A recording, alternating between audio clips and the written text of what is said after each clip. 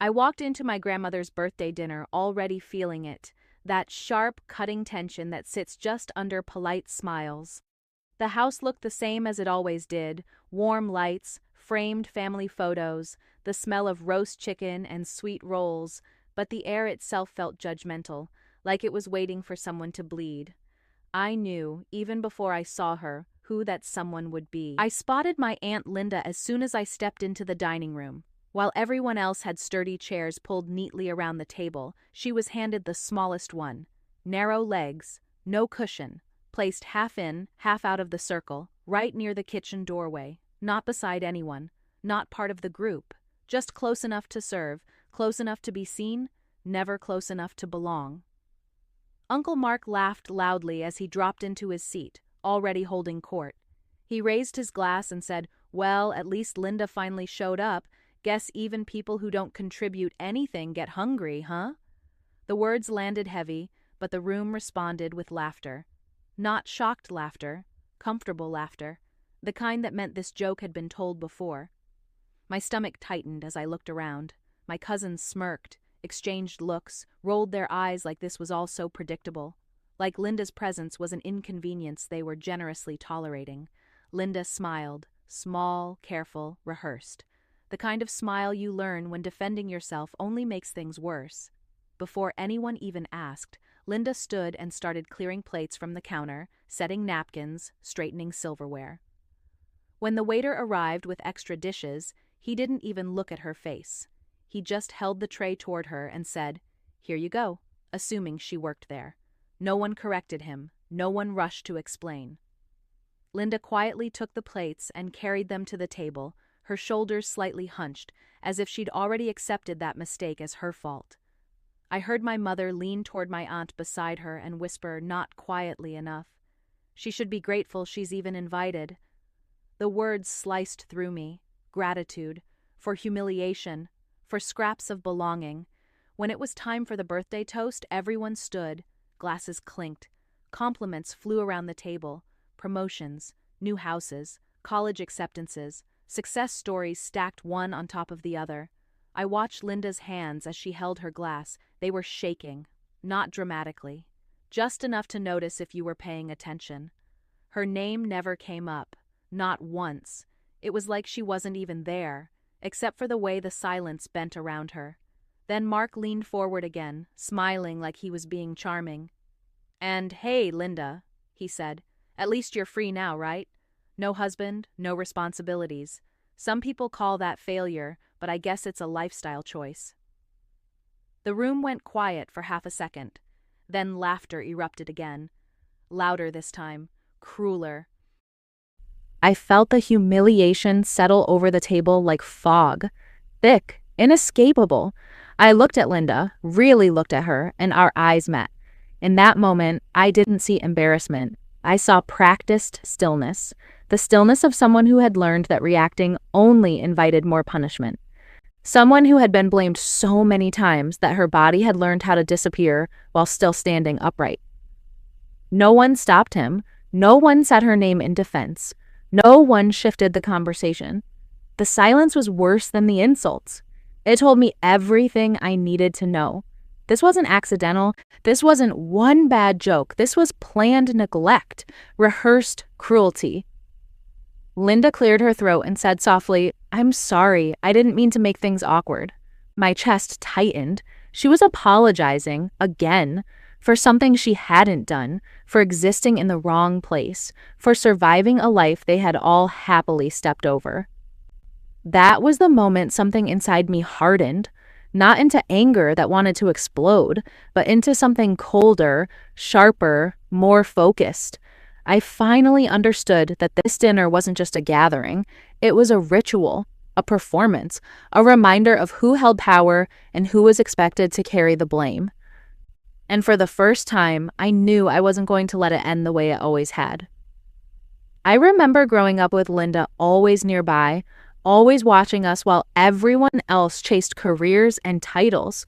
She was the constant presence in the background, the one who packed lunches, wiped faces, tied shoes, and waved goodbye as others left the house dressed for offices and meetings. Back then, I thought that was just who she was: reliable, available, invisible. I remember the day she dropped out of college. No big announcement, no dramatic goodbye, just a quiet shift where her textbooks disappeared and her days filled with hospital visits and medication schedules. My grandfather was sick, and without hesitation, Linda stepped in. She told everyone it was temporary. That family came first. No one asked what it would cost her. I remember how her own opportunities slowly vanished while the rest of the family stayed comfortable. Promotions happened, vacations were booked, new cars appeared in driveways. Linda stayed behind, making sure meals were warm and bills were paid, absorbing the stress so no one else had to slow down. Every family crisis somehow landed on her shoulders. If someone needed childcare, it was Linda. If someone got overwhelmed, it was Linda who listened. If something fell apart, she was expected to fix it quietly, efficiently, without acknowledgement. It became so normal that no one questioned it. I remember hearing whispers when I was younger, adults lowering their voices saying Linda was the weak one, that she stayed quiet because she couldn't handle real pressure. They mistook her silence for fragility, never considering it might be endurance. Holidays painted the pattern clearly. Linda cooked from early morning, cleaned between courses, refilled drinks without being asked, and before dessert, she would disappear, slip into the kitchen, gather plates, fade out while everyone else relaxed and laughed. No one noticed when her chair sat empty.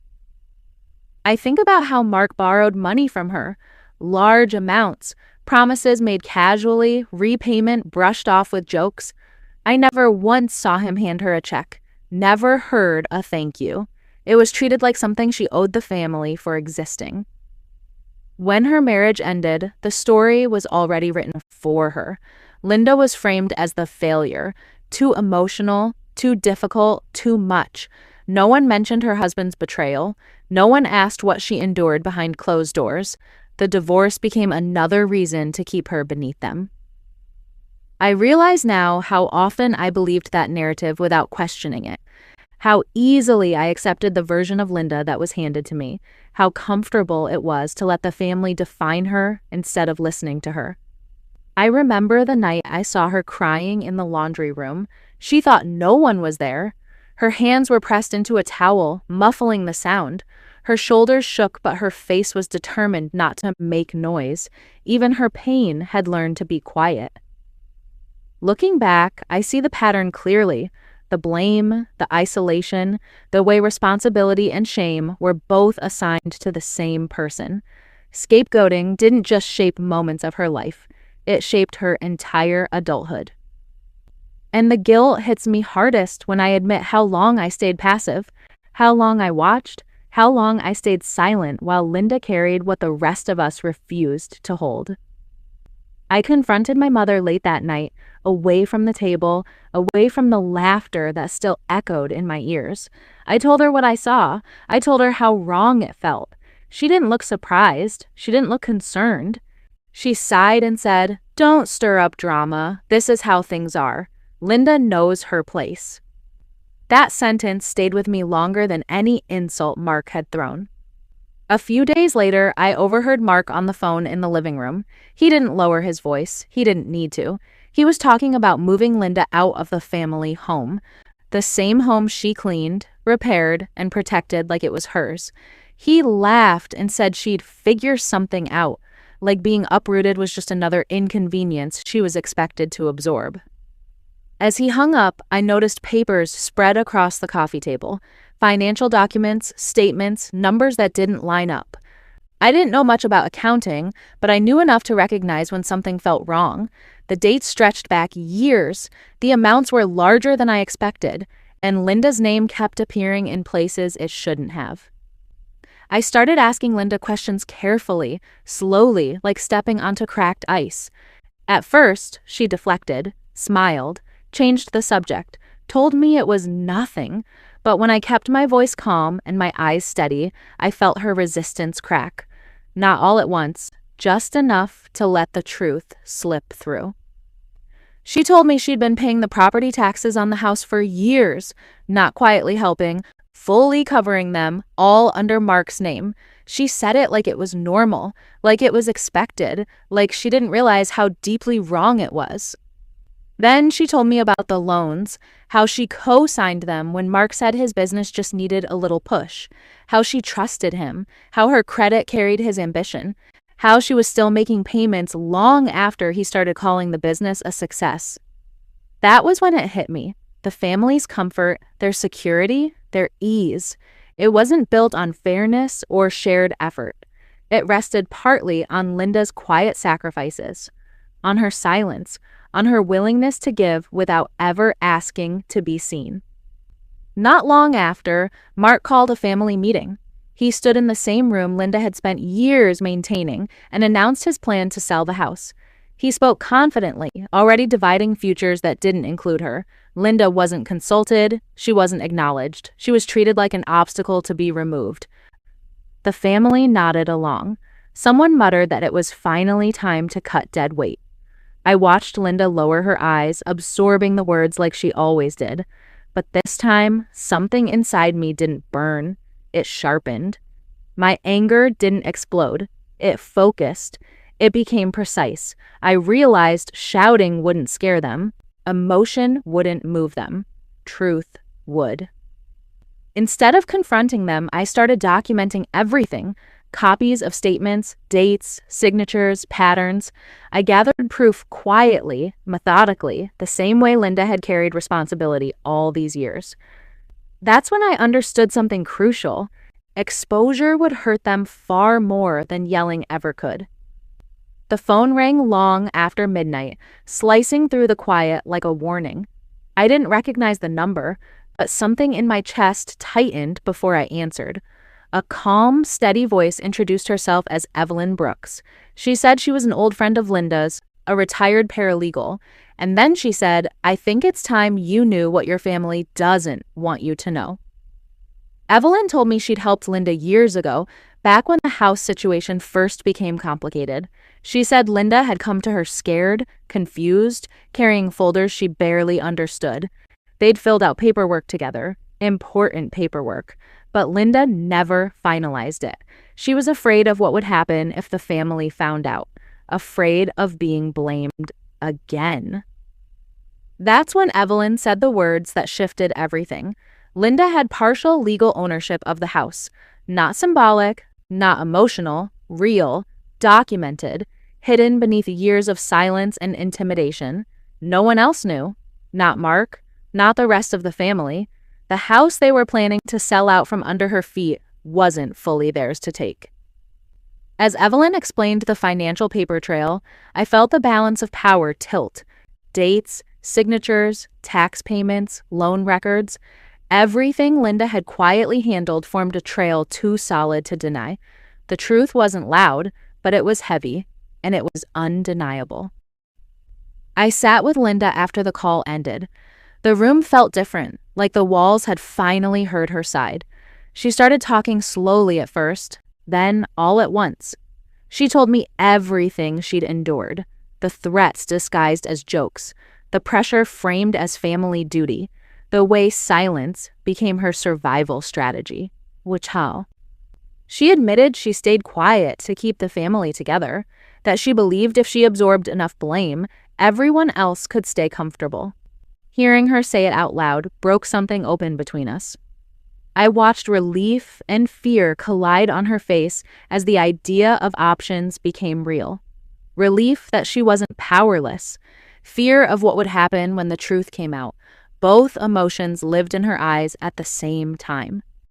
Together, we retrieved documents she'd hidden away. Old folders, worn envelopes, papers she'd kept out of shame, not secrecy. Proof she never thought she'd use. Proof that now mattered more than anything. In that moment, I understood the family's authority for what it really was. Not strength, not unity. Lies layered over intimidation. Control maintained by convincing one person she was nothing without them. The hesitation I'd carried disappeared. In its place came protective clarity. Cold, certain, focused. I watched Linda stand a little straighter than I'd ever seen her before. Not defiant, just present, grounded in truth for the first time. And I knew without a doubt the next confrontation would change everything. I attended the family meeting knowing exactly what Mark planned to say. He stood at the head of the room like he owned it, like history itself had handed him authority.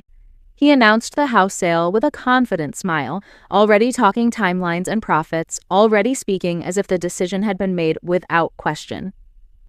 Linda let him talk. She didn't rush, she didn't flinch, and then, for the first time I had ever witnessed, she calmly interrupted him. Not loudly, not emotionally, just a steady, clear, "Mark, that's not accurate." The room froze. He stared at her like she'd broken an unspoken rule. That was when I stepped forward and placed the copies of the financial records on the table. Property tax receipts, loan documents, ownership filings. The paper made a soft sound as it landed, but the impact was heavy.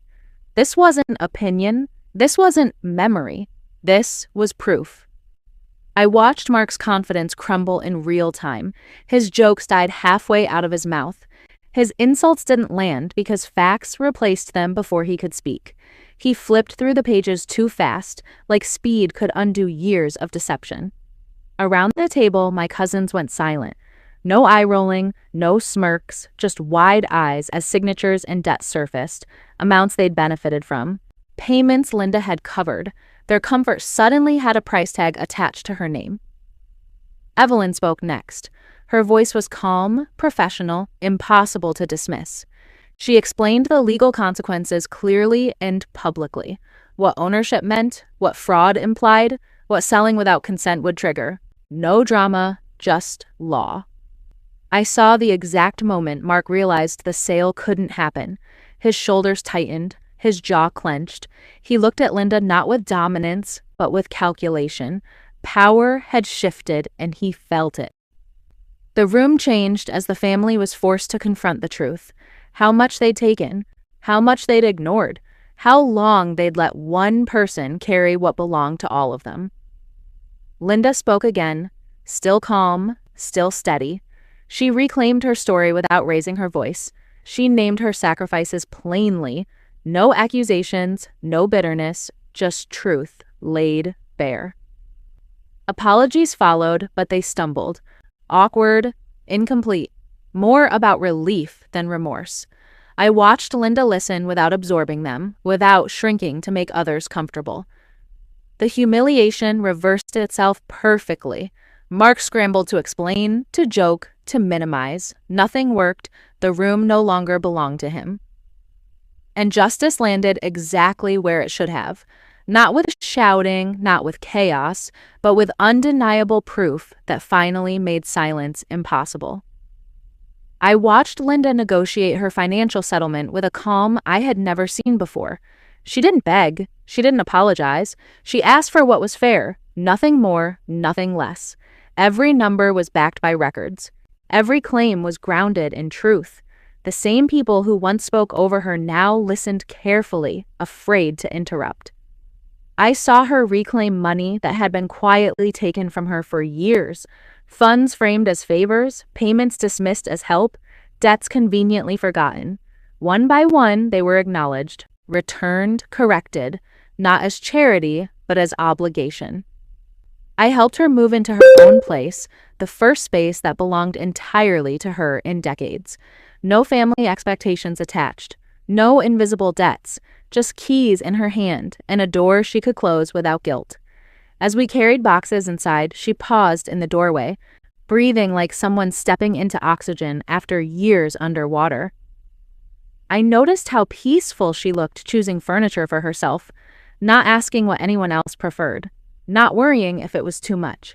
She ran her hand over fabric, smiled softly, and said, "I like this." That was enough. The family grew distant after that. Calls slowed, invitations became vague. Without a scapegoat, they didn't know how to relate to one another. The imbalance they relied on was gone, and it left them exposed. I felt proud watching Linda rebuild, but I also felt sober. Accountability had a cost.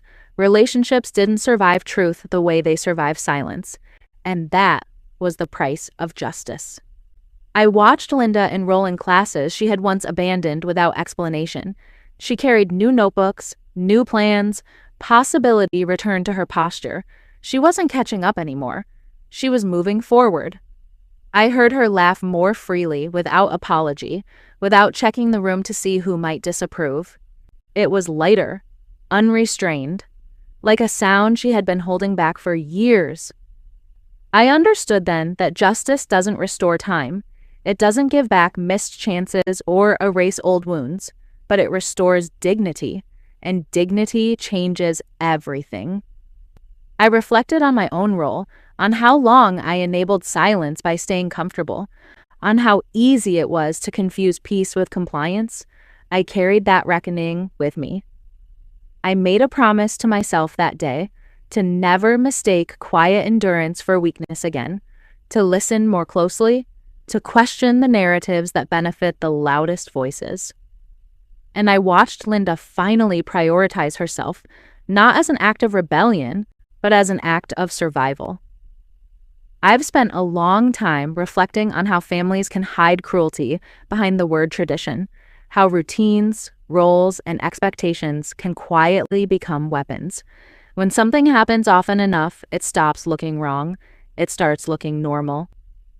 That's how normalized humiliation survives. Jokes that sting, silence that agrees, roles that trap one person at the bottom so everyone else can stand taller.